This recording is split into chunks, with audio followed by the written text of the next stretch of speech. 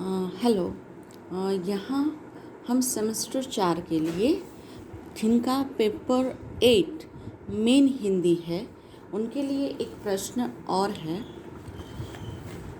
मोचीराम काव्य का भावार्थ या सारांश लिखकर उसकी विशेषताएं बतलाइए।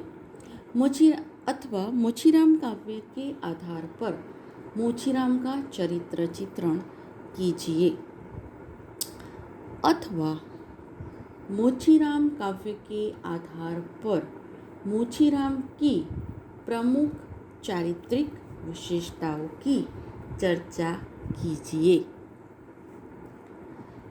अथवा एक चरित्र प्रधान काव्य की दृष्टि से मोचीराम का मूल्यांकन कीजिए। अथवा सर्वहारा वर्ग के प्रतिनिधि के रूप में मोचीराम का चरित्र चित्रण कीजिए। अथवा सिद्ध कीजिए कि मोचीराम आम आदमी का प्रतिनिधि है। अथवा मोचीराम के लिए हर आदमी एक जोड़ी जूता होते हुए भी आदमियत बड़ी चीज़ है। कथन की सोदाहरण समीक्षा कीजिए।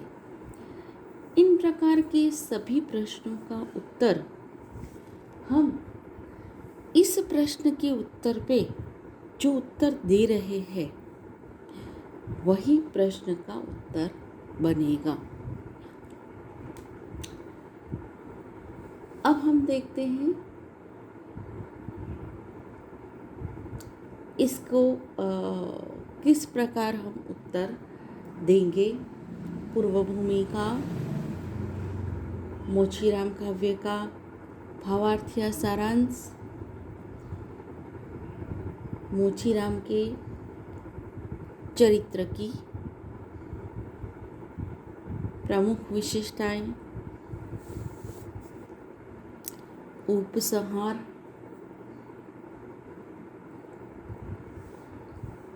इन मुद्दों को लेकर हम यह प्रश्न का उत्तर देंगे। अब प्रश्न के उत्तर की तरफ चलते हैं। कवि धूमिल साठोत्तरी कविता के प्रतिनिधि कवि है। वे कुद्र पीढ़ी के मोहभंग के कवि हैं। यद्यपि वे पूरी तरह नास्तिक थे, पर उनकी कविताओं में मानव भविष्य और राष्ट्र के प्रति गहन आस्था का स्वर है।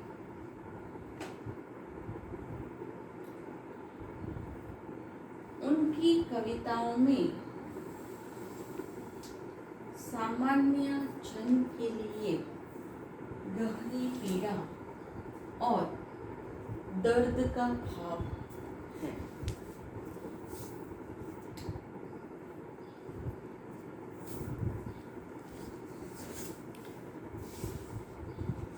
यहाँ कहने का तात्पर्य यह है कि उनकी जो काव्य है वे काव्य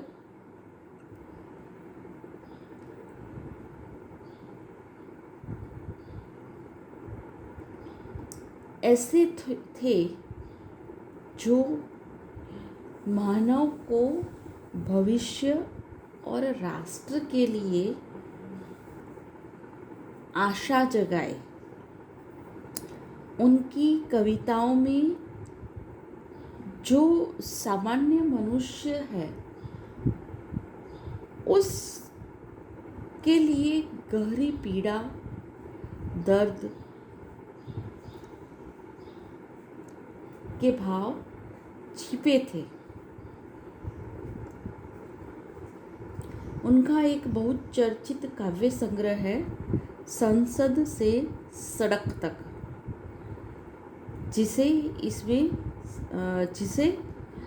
जिसमें संकलित कविता में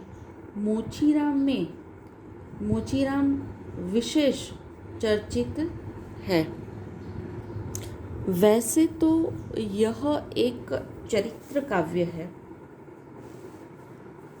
इस काव्य के नायक के रूप में एक मोची है। कवि धूमिल ने उस आम आदमी का प्रतिनिधि मानकर उसके चरित्र पर विस्तार से प्रकाश डाला है। मोचीराम काव्य का भावार्थ या सारांश हम देखते हैं। मोचीराम धूमिल की लंबी कविता है। इसमें मोचीराम कवि के सामने अपने हृदय की बात करता है, अपने हृदय को खोलता है। इसका आरंभ नाटकीय ढंग से हुआ है।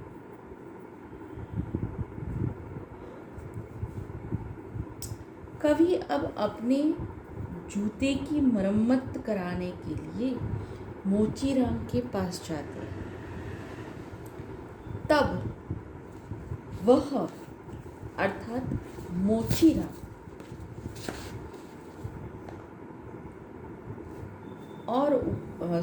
तब वह अर्थात कवि अपने जूते ऊपर उठाता है और उन्हें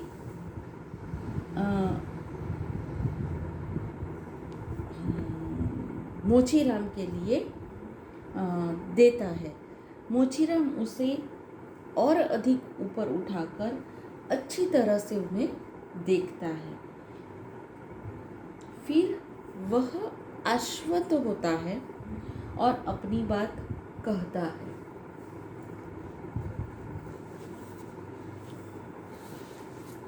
बाबूजी, मेरी दृष्टि में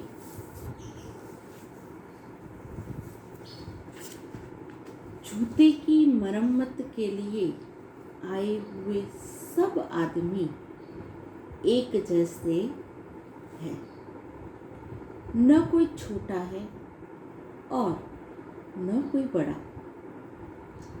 मेरे लिए हर आदमी एक जोड़ी जूता है। सच्ची बात तो यह है कि कोई आदमी जूते की नाप से बाहर नहीं होता। मैं हमेशा ध्यान रखता हूँ। मेरे पेशेवर हाथ हैं और दूसरे का मरम्मत के लिए आया हुआ फटा जूता है। आवश्यकता दोनों तरफ है। न दोनों आवश्यकताओं के बीच एक अदद आदमी रहता है। उसी पर हमेशा सुई और धागे की टाँकें पड़ती है। वही हथौड़े की चोट सहता है। यानी कि कवि कहते हैं कि यहाँ पर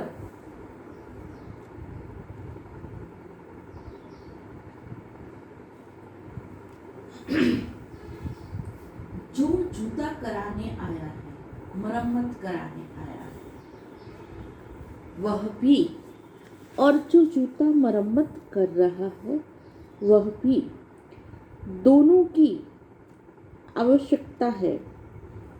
एक की जूता मरम्मत करने की आवश्यकता है तो दूसरे की जूते मरम्मत कराने की आवश्यकता है। और इन दोनों के बीच, दोनों की ज़रूरतों के बीच, दोनों की आवश्यकताओं के बीच यदि कोई खड़ा है तो वह क्या है? आवश्यकताओं के बीच खड़ा है वह जूता है। क्योंकि वही जूता ऐसा है कि जो सुई धागे की टाँकें सहता है, वही हथौड़ों की चोट भी सहता है।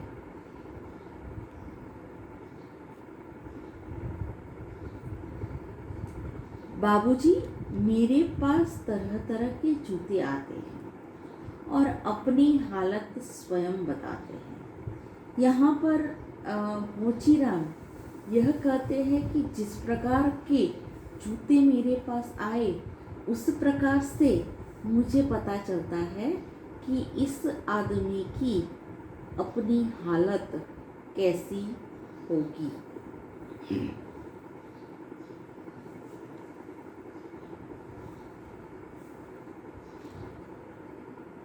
अपने मालिक की मजबूरी का सारा हाल वे मुझे बताते हैं।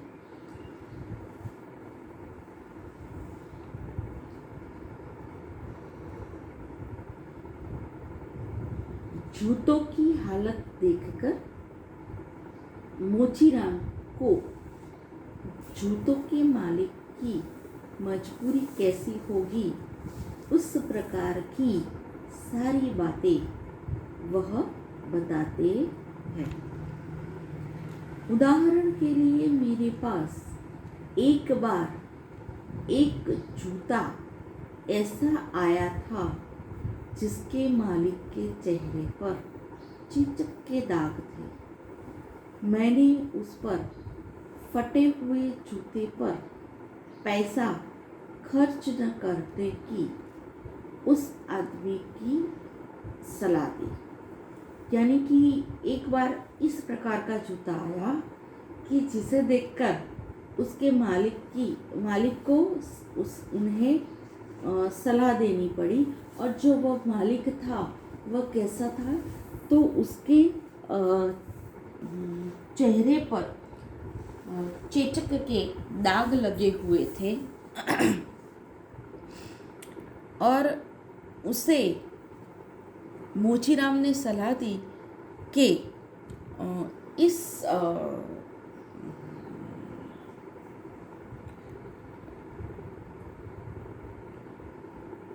जूते पर अपना पैसा बर्बाद न करे, अपना समय बर्बाद न करे। इसकी मरम्मत के विषय में उन्होंने यह बात कही कि जिससे जूते के मालिक के पैसे बचे। उसके बाद भीतर से आवाज आई कि अपनी ही जाति के आदमी को निराश क्यों करती हो। वह आवाज़ सुनकर मैंने बड़ी मेहनत करके उस जूते की मरम्मत की।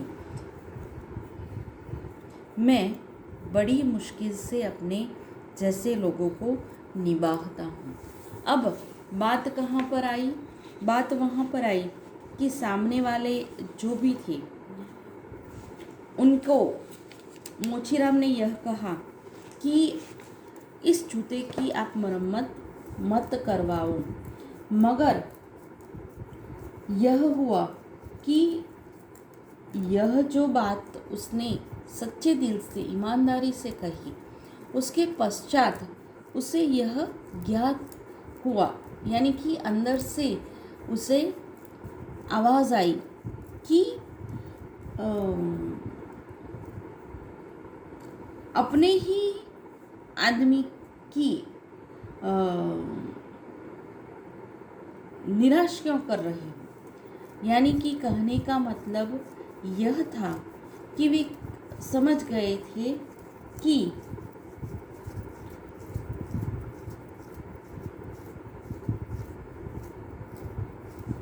यह एक गरीब वर्ग का व्यक्ति था, आवश्यकताओं वाला व्यक्ति था। यह कोई अच्छे घर का नहीं लग रहा था। इसी कारण तो इसके जूते में इतनी मरम्मत करनी पड़े, ऐसी उसकी परिस्थिति है। इतनी बार मरम्मत हो जाने के पश्चात अब यह मरम्मत ना हो सके ऐसी, यानी कि कई बार जूते की मरम्मत हो चुकी थी और अब उसकी मरम्मत ना हो सके ऐसी उसकी हालत थी। यानी कि वह जो इंसान इस जूते के साथ आया था, यानी कि जूते का जो मालिक था, वह कितने गरीब वर्ग से आ रहा होगा उसका यहाँ पर एक चित्रण किया गया है। और यही बात जब मोचीराम ने उसके पहनने वाले से कही कि यह जूता मरम्मत नहीं हो सकेगा, उस वक्त फिर अंदर से आवाज़ आई कि मैं भी गरीब हूँ और यह व्यक्ति भी गरीब है, क्यों उसे निराश कर रहा हूँ, अपनी ही जाति का है, उसे क्यों निराश कर रहा हूँ कि मुझे पता है किस प्रकार गरीबी होती है। यदि मैं उसे यह जूता मरम्मत नहीं कर देता तो उसके लिए यह बड़ी बात हो जाएगी और इसी कारण वे मुश्किल होने पर भी उसे वह जूता मरम्मत कर देते हैं, क्योंकि वे जानते हैं कि उनके परिवार को भी वे किस प्रकार निभा रहे हैं। एक बार मध्यम वर्गीय अहंकार से भरा एक आदमी मेरे पास जूते की मरम्मत के लिए आया। मैं समझ गया कि यह न तो अक्लमंद है और न समय का पाबंद है। उसके चेहरे पर बड़ी जल्दी दिख रही थी और आंखों में लालच। वह कोई बनिया या बिसाती लगता था। उसने मुझ पर ऐसा रौफ जमाया जैसे वह हिटलर का नाती हो। वह कुछ सिक्के फेंककर हुक्म चलाते हुए बोला, शरीफ आदमी को लूटते हो। उसका यह बर्ताव देखकर मोचीराम को दुख होता है। वह कवि से कहता है, बाबूजी, जब पैसे या मजबूरी पर चोट लगती है तब उसका कसक या आह कि कोई न कोई चोट किल जूते में बिना हुकी रह जाती है और मौका पाते ही उभरकर कम मजदूरी देने वाले की उंगली में चुभने लगती है। यानी यह जो बात उन्होंने कही है वह शोषित वर्ग की तरफ इशारा करते हुए कही है कि यदि शोषित वर्ग को शोषक वर्ग जो है वह उनका शोषण करेगा तो इस प्रकार का कार्य होगा कि जिससे उसमें कोई बात रह जाएगी, यानी कि कोई कसक रह जाएगी, कार्य पूरा करने में जल्दबाजी होगी और उससे यह कार्य व्यवस्थित नहीं हो पाएगा। और इसी कारण क्या होगा, तो उसी कारण कोई भी वक्त ऐसा आ सकता है कि जिस वक्त यह जो खटकाव मन में है वह उभर कर सामने आएगा तो आपको चोट लगेगी। शोषक वर्ग को यह कहा गया है।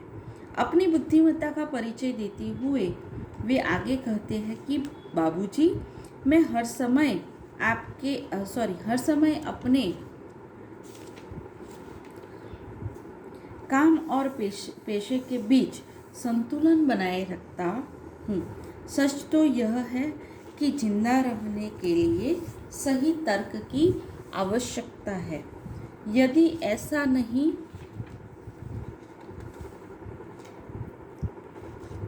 तो रामनामी चादर का दुपट्टा बेचकर अथवा रेडियो की दलाली करके भी कमाई जा सकती है। एक तो गरीब हालात और ऊपर से मौसम की मार। भी उस पर पड़ती है। बसंत के दिनों में उसके साथ ठिठुर जाते हैं, तब राम्पी की मुठ पकड़कर काम करना मुश्किल हो जाता है। काव्य के अंत में चिंतक की मुद्रा धारण कर मोचीराम कहते हैं कि जीवन को किताबों या लिखे लिखाए फॉर्मूलों से जो आंकता है अथवा जो असलियत और अनुभव के बीच खून के संबंध को महत्व देता है, वह मुझ जैसे मोचीराम को शायर कहता है। परंतु वास्तव में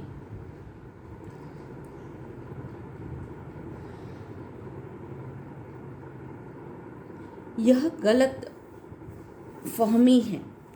वह सोच लेता है कि पेशा ही जाति है। ऐसी गलत धारणा के आधार पर लोग मान लेते हैं कि अमुक जाति का अमुक भाषा पर अधिकार है। सच्चाई सबसे होकर गुजरती है।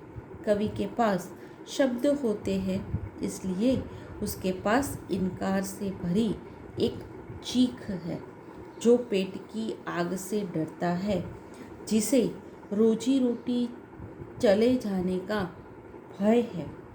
वह समझदार चुप से काम लेता है, लेकिन भविष्य निर्माण में दोनों एक सी भूमिका निभाते हैं। इस प्रकार मोचीराम काव्य में कवि धूमिल मोची के माध्यम से अनेक विसंगतियों पर व्यंग्य करते हैं। साथ ही समाज के सर्वहारा वर्ग की आशा, आकांक्षा, मान्यता आदि का मार्मिक चित्रण भी करते हैं। हम मोचीराम के काव्य की प्रमुख विशेषताएं कुछ इस प्रकार है। स्पष्टवादिता और शुक्तिप्रियता, विसंगतियों पर व्यंग्य, सही दृष्टिकोण, निश्चित उद्देश्य, आम आदमी का प्रतिनिधित्व, विद्रोह और चिंतन, ये सारे उनके चरित्र की विशेषताएं हैं। अब हम देखते हैं स्पष्टवादिता और शुक्तिप्रियता। मोचीराम एक सामान्य मजदूर है, किंतु वह स्पष्टवादी और समझदार है। उनके पास अनुभव की पूंजी है। वे काव्य के प्रारंभ में ही कहते हैं कि मुझे कोई आदमी मेरी निगाह में छोटा नहीं, बड़ा नहीं, मेरे लिए हर आदमी एक जोड़ी जूता है जो मेरे सामने मरम्मत के लिए खड़ा है। और वे कहते हैं कि कोई आदमी जूते के नाप से बाहर नहीं है। वह यह भी बात बताते हैं कि पेशेवर हाथों और फटे हुए जूतों के बीच कहीं न कहीं एक अदद आदमी है, उसी को सब कुछ सहना पड़ता है। मोचीराम के चरित्र की इस विशेषता की अनुलक्षित कर इस विशेषता को अनुलक्षित कर डॉक्टर परमानंद श्रीवास्तव ने कहा है कि मोचीराम में चुस्त कथन या शुक्तिप्रियता का ही नहीं, कथन की प्रकृति का भी आकर्षण है। अब देखते हैं विसंगतियों पर व्यंग। मोचीराम ने विसंगतियों पर व्यंग किया है। वह कहते हैं कि वह कोई बनिया है या बिसाती है, मगर रौब ऐसा कि हिटलर का नाती है। इसे बांधो, उसे काटो, हिया ठठको। मोचीराम उस आदमी की भाषा की नकल में अपनी बात व्यक्त करते हैं। दो चार छोटे छोटे वाक्य बोलने में उस आदमी को पसीना छूटने लगता है। उफ, बड़ी गर्मी है। रुमाल से हवा करता है। मौसम के नाम पर बिसूरता है। इसके बाद वह आदमी उचित मजदूरी देने में नट जाता है। मोचीराम एक चोर किल की जानबूझकर नहीं छोड़ता, किंतु उस आदमी के विचित्र व्यवहार के कारण अपने आप छूट जाती है। यह पूरा प्रसंग व्यंग्यात्मक है, समाज के अंतर्विरोधी पर चोट टिप्पणी है। सही दृष्टिकोण और निश्चित उद्देश्य। मोचीराम केवल रोजी रोटी कमाने के लिए ही जूतों की मरम्मत नहीं करते। उनके पास सही दृष्टिकोण है और निश्चित उद्देश्य भी है। वे कहते हैं, और बाबूजी, असल बात तो यह है कि जिंदा रहने के पीछे अगर सही तर्क नहीं है तो रामनामी बेचकर या रंडियों की दलाली करके रोजी कमाने में कोई फर्क नहीं है। सीधा दृष्टिकोण है कि यदि यह पेशा वे कर रहे हैं तो वे अच्छा ही है, नहीं तो इस प्रकार के कार्य करके भी मनुष्य को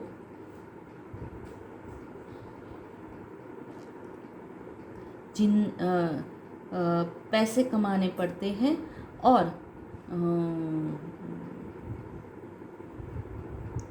अपनी रोटी का इंतज़ाम करना पड़ता है। अब वे देखते हैं कि आम आदमी का प्रतिनिधित्व करते हैं। मोचीराम आम आदमी का सर्वहारा वर्ग का प्रतिनिधि है। उसके हृदय में अपने वर्ग के श्रमिकों एवं शोषितों के प्रति पूरी सहानुभूति है। वह आम आदमी का हमेशा ध्यान रखते हैं। चेचक के दाग वाले आदमी के मार्मिक प्रसंग में मोचीराम का अंतर्द्वंद प्रकट होता है। चेचक के दाग वाले गरीब आदमी के फटे हुए जूते को देखकर मोचीराम के मन में सहानुभूति उत्पन्न हो गई और उसने उस आदमी को कहा, बाबूजी, इस पर पैसा क्यों फेंकते हो? परंतु दूसरे ही क्षण उसके भीतर से आवाज़ आई कि कैसे आदमी हो, अपनी ही जाति पर थूकते हो। यह आवाज़ सुनकर मोचीराम दिल से उस जूते की मरम्मत करने लगे। उन्हीं के शब्दों में देखें तो आप यकीन करें, उस समय मैं चकतियों की जगह आंखें ताकता हूँ। विद्रोह और चिंतन। मोचीराम स्वभाव से विद्रोही और चिंतनशील है। वह जिंदगी में किताबों से तो पढ़े नहीं है, किंतु अनुभव से वे सभी को नापते हैं। वे कवि को भी नई दृष्टि देते हैं। वह कहते हैं कि जिसके पास शब्द है उसके पास इनकार से भरी एक चीख होती है। जो पेट की आग से डरता है अथवा जिसे अपनी रोजी रोटी चले जाने का डर है, उसके पास समझदार चुप है। भविष्य निर्माण में दोनों एक दूसरे की भूमिका निभाते हैं। धूमिल ने मोचीराम को इन क्रांतिकारी विचारों को इन शब्दों में कहा है, जबकि मैं जानता हूँ कि इनकार से भरी हुई एक चीख और एक समझदार चुप दोनों का मतलब एक है। भविष्य गढ़ने में चुप और चीख अपनी अपनी जगह एक ही किस्म का काम करती है, अपना अपना फर्ज अदा करते हैं। यहाँ पर हमें उनके विचार जानने को मिलते हैं और साथ ही काव्य समाप्त भी होता है। कवि यहाँ पर संकेत करते हैं कि वर्ग चेतस बुद्धिजीवी विद्रोह और अस्वीकृति की चीख लेकर पीड़ित है। किंतु चुप जनता को क्रांति के लिए तैयार करते हैं। यह संगठन ही परिवर्तन या क्रांति लाने में सक्षम होता है। उपसंहार के रूप में हम कह सकते हैं कि इस प्रकार मोचीराम के द्वारा धूमिल ने मोचीराम के पेशे को की शब्दावली में ही इंसानी या मानवीय मूल्यों को उजागर किया है। इसके साथ ही सजग चिंतन, तीक्ष्ण व्यंग्य, नाटकीयता और सजीव बिंबों के कारण यह काव्य साठोत्तरी हिंदी कविता में विशेष चर्चित बन गई है। यह काव्य यहाँ पर पूर्ण हुआ।